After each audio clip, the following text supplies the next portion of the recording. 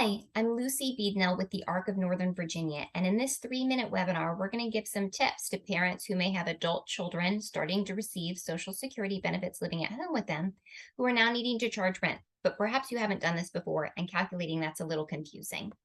Note that most people with disabilities, when they first apply for Social Security benefits, are going to receive SSI if they don't have a significant work history. And SSI is meant to pay for food and rent. So they would be looking for at least 30% of someone's benefit amount to be spent on food and rent. And in 2021, that maximum benefit is $841 a month. They're not only looking that at least 30% be spent on rent, but that rent be fair market, what we would expect anybody else to pay if they were going to rent a room in your house.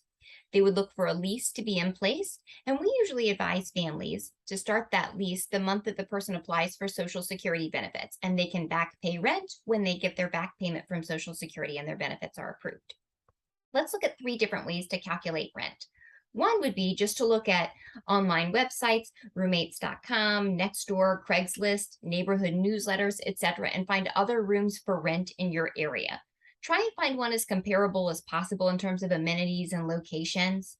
And then if you look at charging something a little bit different than what that other room is, justify it. So for example, if a house down the street from you is renting out a small basement apartment for $900 a month, you may decide to charge $700 because what they're advertising has a private entrance and private kitchenette, and what your child is renting from you has a shared entrance and shared kitchen. But printing out that example ad is a way to start justifying the rent that you've chosen to charge and showing that it's fair market. There's another way to do that too.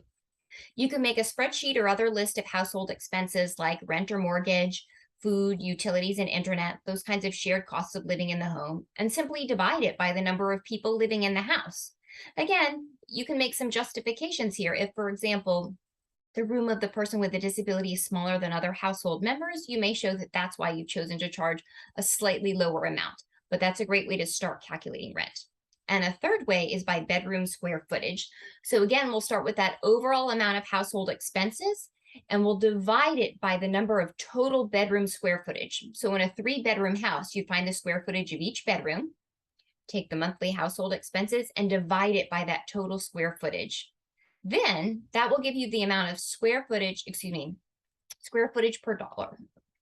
Now, multiply that times the amount of square footage in the room of the person with a disability. Let's say the room was 10 by 10. So you'd multiply it by 100, and there's your fair market rent. Again, you can justify slight differences by saying, for example, the room of the person with a disability is at the back of the house, is older, doesn't have air conditioning installed like the rest of the house, it's been renovated, those kinds of things. But those are a general way to start getting a fair market rent calculation if this is new to you. Feel free to ask us questions anytime at thearcofnova.org/answers, and check out our online resource library, as well as our transition points toolkits for information across the lifespan. We look forward to meeting you.